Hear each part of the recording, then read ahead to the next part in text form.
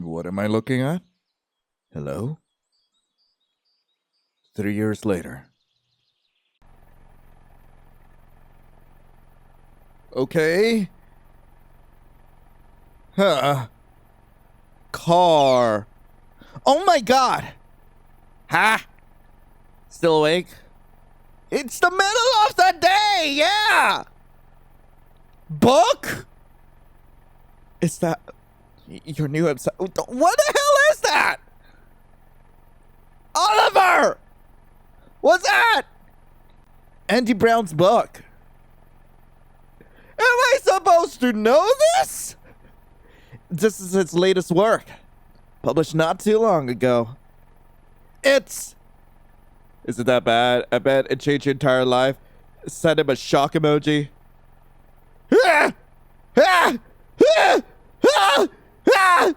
Stop! Okay, what's so great about it anyway? Everything! It's so good that I had to tell you about it as soon as I was done. Could you tell me tomorrow? Why? You busy now? I don't even know! I'm inside a stranger's car. Why am I in a stranger's car? Wait, what? Are you being kidnapped? Emmy? Hey. I'm just teasing, dumbass. I'm on my way home. This late? Your workplace is going to become your second home at this rate. Nah. I just had a couple of drinks with some friends earlier, and now I'm going home. And this totally won't bite me in the ass. Be careful out there. Being out late at night may be dangerous, especially for a girl like you. What the hell do you mean? Free drinks are worth the risk. I live for the thrill. Pointing out that I'm a girl, huh? Free drinks are worth the risk. I'm serious here. Someone like you could get into trouble this late. You sound like my mom. Yeah, just make sure you don't miss the train, alright? I'm in a car! Already did. My coworker's driving me home. So, your boyfriend? No, just a coworker? He or a she? I'm not sure. Let me ask. Are you serious? I'm back. He's definitely a man. He's quite charming, good looking. No. Did he make a move on you already? Not really. I think he's just trying to be nice. At this rate, you'll have a boyfriend soon, huh? As if I'd rather have a dog. Bow wow. At least tell me he's sober. He is, right? We just drank a bit. You should be fine. Yeah, but letting someone drunk drive a girl home is not a good idea. There is a lot of this is questionable. This is very questionable. Yes, honey. Are you sure you're not drunk? No, I'm sure. Okay then, take care and make sure to call me after you get home. Relax, it's all going to be fine. I'll see you tomorrow, alright? I'll bring the book over tomorrow. Bye! Sean glances over at Emily. Clear curiosity on his face. He clears his throat. Your boyfriend must be worried about you, huh? Startled by his words, you lift your head. Sorry, I got a bit distracted while I was texting. Did you say something to me? I just noticed you seemed pretty happy chatting with your boyfriend. Man, he's just a friend. You sure? I bet there's more to it than that. I mean, we've been friends for so long that you could say he's more than just a friend. But seriously, no, we're just dating. We're not dating! I see. Anyway, sorry for getting you home so late. It's not your fault. Should have left sooner. Guess I got carried away. You're not the type to say no when invited, are you? Yeah, that's my weakness. Well, they were pretty insistent, so makes sense you'd eventually accept. Most people would've. Yeah, it doesn't hurt to do these things once in a while anyway. Wow, this is probably the most I've ever spoken with Sean. Instead of work, conversations at least. Never thought I'd get the chance to. Everyone at the office admires him. especially the ladies. Charming, capable, considerate, always putting others first. It's no wonder he's so popular. If only I could be a bit more like him. What do I look at? Look at Sean. Cool. You know, this might be sun, but I think... You crashed? Before Sean can finish his sentence, an abrupt noise shatters the night. The car jerks, tires screeching in protest, and everything plunges into darkness. And this is where we get isekai. We sent someone else to another world, and we got sent there ourselves. Oh my god, it started! This is... Where am I? My body feels so heavy. Oh my god. I got transported to another world where I'm on a hospital bed? As Emily slowly opens her eyes, the hospital room comes into focus. I'm at the hospital? Wait, what happened? She groans, feeling the heaviness in her limbs and a dull ache in her head. Confusion clouds her thoughts as she tries to piece together what happened. I remember I was in Sean's car. He was driving me home, and then... Right, someone's car crashed into us. I must have lost consciousness. Where's Sean? Is he okay? She looks around the room. There are 2 other patients in the same room as her. One awake and one asleep. But neither of them is Sean. I don't know them. Maybe they know where Sean is? To avoid disturbing the sleeping man, she keeps her voice low. Excuse me, do you know... Huh? She stops. The hell happened to my voice? She touches her throat and freezes when she sees her hand. My hand! There's not my hand! Uneasy, she runs her hands over her face. More and more oddities jump out at her. Every little detail. That doesn't seem quite right. Wait. What's going on? I need a mirror. Desperate, she looks around the room, but there isn't a mirror anywhere inside. Desperate, she looks around the room, but I know there's no mirror anywhere. Oh, heading out of the room, she wanders the hospital's unfamiliar corridors until she finally finds the restroom. With a deep breath, she sprints towards the mirror and looks at her reflection. Yeah? What? Her voice barely rises above a whisper, disbelief etched across her face.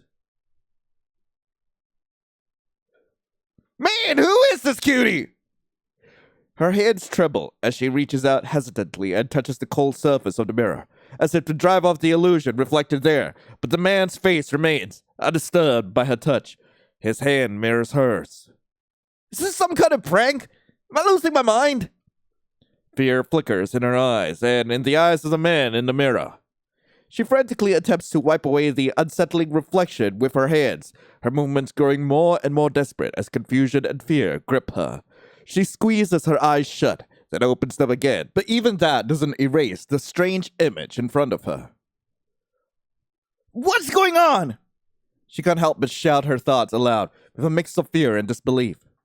Heart racing, she runs a hand through her hair and watches the reflection do the same. Her fingers tremble as she tugs at a strand, and she feels a sharp sting. I'm not dreaming then! Suddenly, the sound of the door opening echoes throughout the restroom. Who? Me? That was close. At least I reacted quickly enough to get in here before the other person did.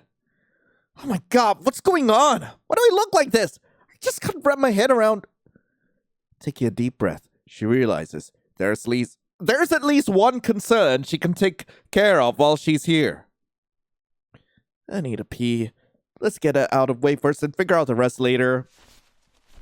As she moves her hands towards the zipper of the unfamiliar pants she's wearing, she freezes as a new suspicion emerges. Wait, don't tell me. Moments later. What is going on? It's not just my appearance. I'm literally a man now. What the heck? Who gave me a penis? What am I going to do? Where's Sean? I need to find him. Shaking her head in bewilderment, she gathers her thoughts and tries to come up with a plan. The shuffling of footsteps and sound of the door alert her that the woman who entered earlier has finally left. I have to get out of here.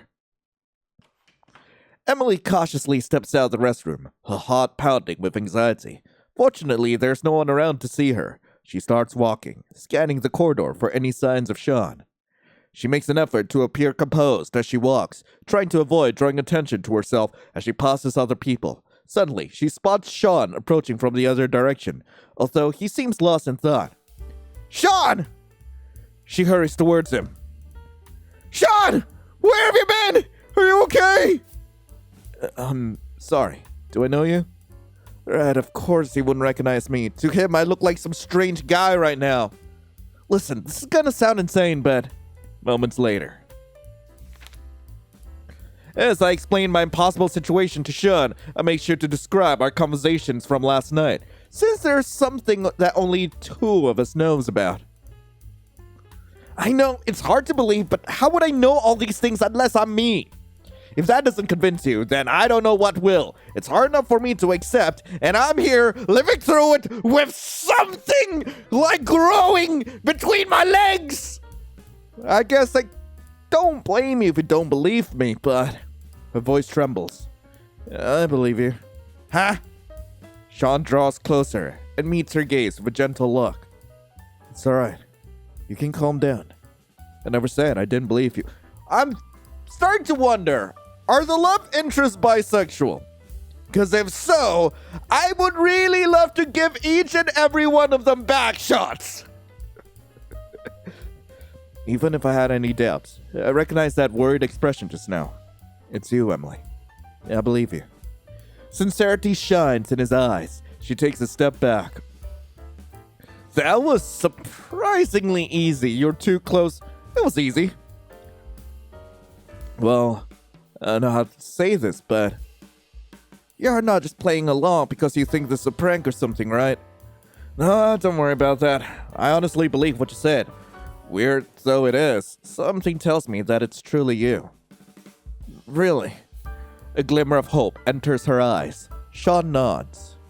So, if your mind is inside this body, then what does that mean for your real body?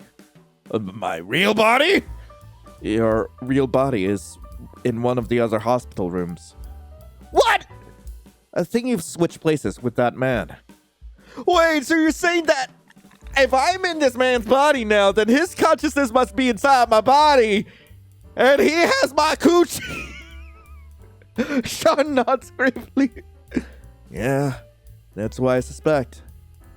Oh my God, it's a swap! So it's just a swap. Oh, thank God, I thought I turned into a man somehow. Wait, is this situation any better? How did this happen? Who is he? I'm afraid I don't know much more than you do. I lost consciousness during the accident. Someone brought us to the hospital, and I woke up not long after that. You okay? Yeah, don't worry about me. I'm fine. More importantly, we need to figure out the situation with you and this man. You must be a patient at the hospital, right? Wait, if you've seen my body in another room, then we can just go ask him. Come on, show me what room it is. Sean shakes his head with a somber expression. Your body's in a coma. What's gonna happen now? What if my body is dying? Can I even return to my body if I'm dead? Calm down. From what information I could gather, your body is just unconscious. There's minimal risk of death. We need to stay calm and figure out what to do. Frustrated and overwhelmed, she slumps to the floor. My head's spinning. Maybe you should go to your room and rest. Nah, I don't want to go back there. Everything's too strange. This place, this body, this place and this body. Her protest is enough for Sean to understand her distress. All right, I'll take you home. For the time being, you can rest at your place. I can go home myself. In your current state, let me help you. Well, come on. I'll help you get home. But my phone, and my wallet, and everything about me. Emily lies on her bed, exhausted. The familiar surroundings of her home offers little comfort as she struggles to come to terms with the strange reality she's found herself in. Just as she closes her eyes, trying to drift off into sleep, the sound of the doorbell shatters the quietness around her. She gets out of bed and heads to the front door, where she peers out at the visitor. Oh, it's Oliver. Hello there, Oliver. Without a second thought, she unlocks the door and pulls it open, revealing Oliver with a broad smile on his face. Oh, hey, here's the book I mentioned earlier. His expression falters as he takes in her appearance. She smiles warmly, as she has so many times in the past. Come on in. A sharp smack echoes as Oliver slaps his own face. What'd you do that for? I'm not dreaming, am I? His quiet murmuring makes Emily realize her mistake. Oh, so you think I'm gorgeous now? Do you want me more now, Oliver? Is this everything you've ever fantasized about, Oliver? Right, I'm still in a man's body. When I saw Oliver at the door, I totally forgot. Listen, this is a pretty complicated situation. Come inside. I'll explain everything, all right? Oh my God, you're Andy Brown, aren't you? I'm a huge fan of your books. I've read them all. They're incredible. You have no idea how much your writing has inspired me. I can't believe you're here. I've always wanted to meet you in person. Tell you how much your books have changed my life. Now you're standing in front of me. Is this really not a dream? This is crazy. Wait, did Emily invite you here? It's because she knew I would be coming by. Calm down a little, will you? She intervenes quickly to stem Oliver's overwhelming excitement and ushers him inside. Yeah, of course. I feel like if I didn't calm him down, he would have passed out on my doorstep. A few minutes pass as Emily carefully explains the situation, just like she did to Sean. So, that's everything. I've explained the situation as well as I can. Oliver's been my friend since childhood, so he should realize it's actually me. I know. Pretty crazy, right? You okay? Say something. Sure. I mean, nice to meet you. Are you actually this dumb? What, can I punch you? Were you listening to a word I said? Yeah, of course. Anything to say, Mr. Brown. Oh my God. I am never going down your route. Listen to me this time, will ya? A few minutes later. Frustrated, she glares at Oliver. So that's that. I'm tired of explaining the same thing over and over and over again. Oliver remains silent, seemingly lost in thought. She nudges him. Hey, Ollie. What? Did you hear me that time? So you're actually telling me that you're in Andy Brown's body right now? Seems like it, although I didn't know whose body it was until now. Crazy, isn't it? You didn't know? All I know about Andy Brown is what you've told me. I had no idea what he looks like. They probably said the name when I checked out of the hospital, but I was too focused on not acting suspicious. So I swapped bodies with this author, huh? Don't call him this author like he's not a big deal. His books are bestsellers, you know? The stories are captivating. The characters he creates are relatable. Everything about him is just incredible. I love his work so much. He's both an incredible writer and an incredible person. Oh, and this book. He holds up the novel he brought with him, eyes shining. This is the one I was telling about last night. Remember? He's the mastermind behind it, and it is a work of genius.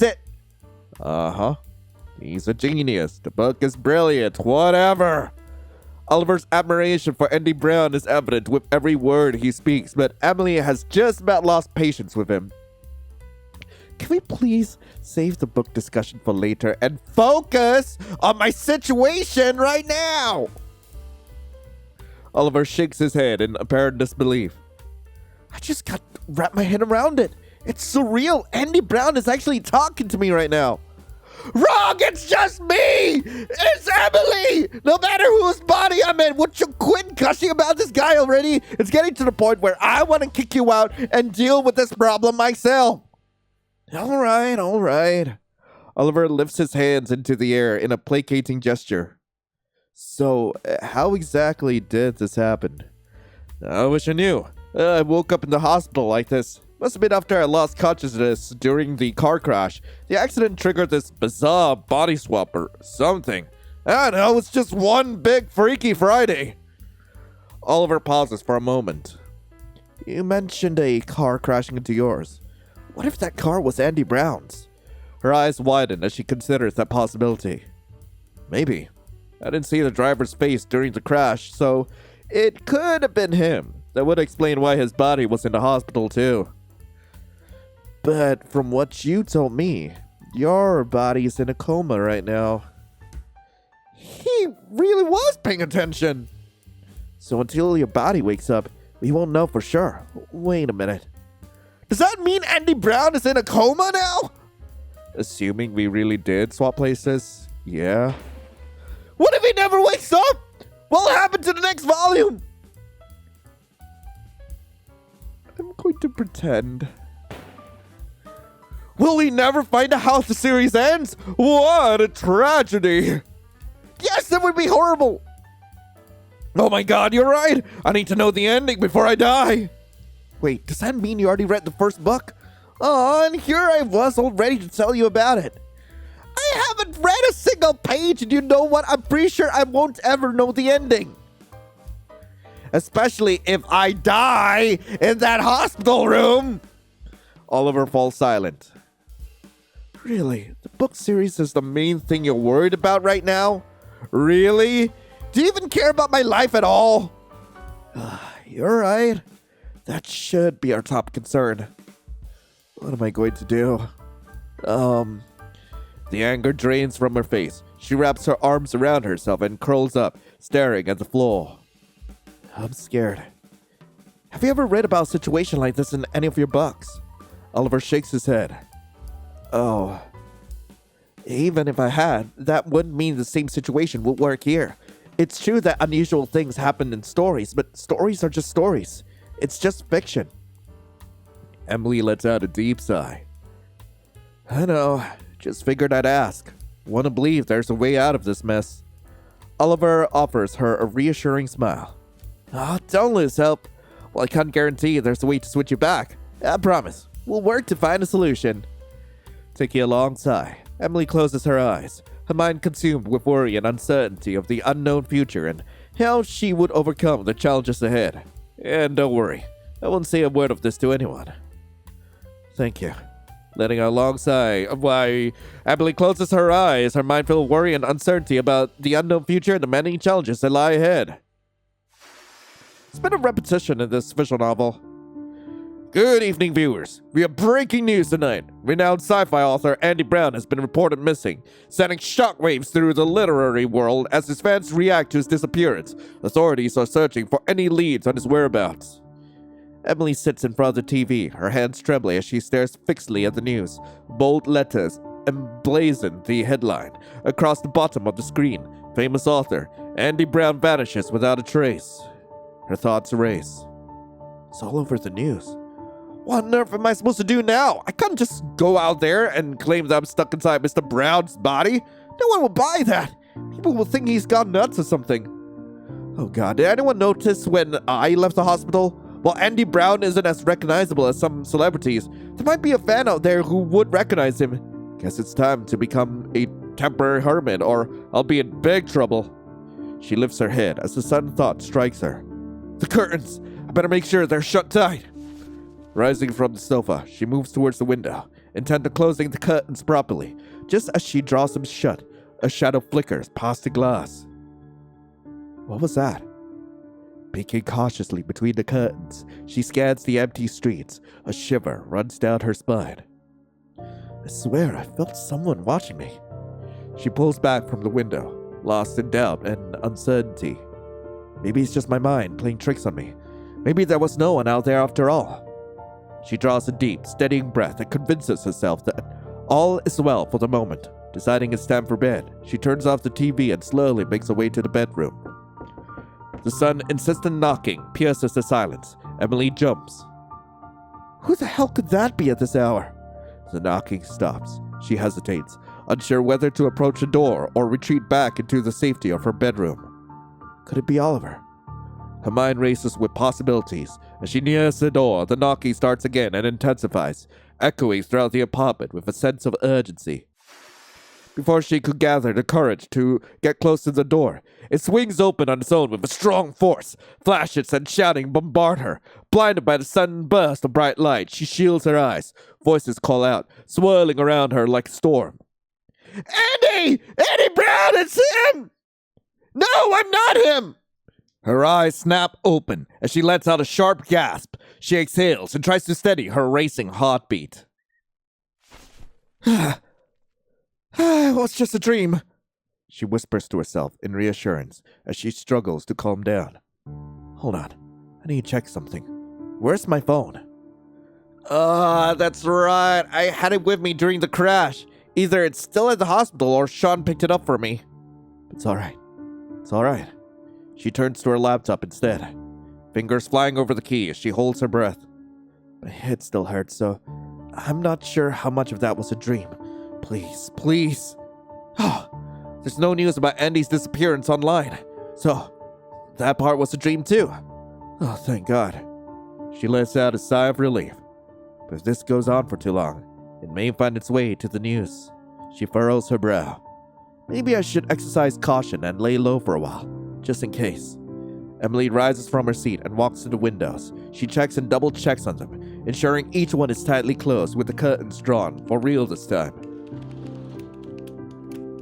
And that's the end of the prologue. Anyway, that was Misplaced Heart. I really hope you guys enjoyed it. If you guys do want to play this for yourselves, link to the game will be in the description below. We will be back once the full game has been released. And apparently, the way this game works is that we get to choose between like the 3 love interests. I don't know how Andy's route is gonna go. Okay, I'm very curious about how that's gonna be like. And this is a pretty fun concept, and I'm kind of excited to see where exactly it's gonna go. But anyway, thank you all so much for watching. Hope you all have a lovely rest of the day, and as always, I'll be seeing you in the next video. This is Lion, signing off. Ciao.